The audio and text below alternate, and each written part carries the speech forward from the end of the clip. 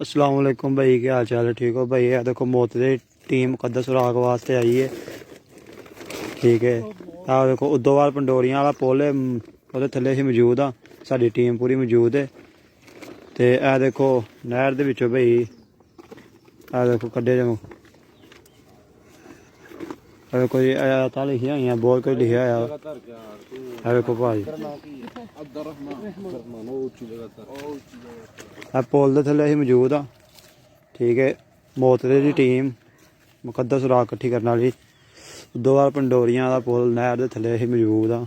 ਠੀਕ ਹੈ, ਤੇ ਇੱਥੇ ਆਏ ਆ। ਠੀਕ ਹੈ, ਇਹ ਦੇਖੋ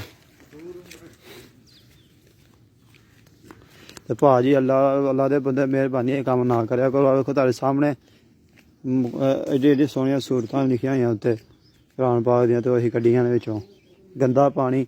ਉੱਤੋਂ ਦੀ ਮੱਝਾਂ ਲੰਘਦੀਆਂ ਨੇ, ਪਿਸ਼ਾਬ ਕਰਦੇ ਨੇ, ਕੁੱਤੇ ਪਿਸ਼ਾਬ ਕਰਦੇ ਨੇ, ਸਭ ਕੁਛ ਹੁੰਦਾ ਹੈ।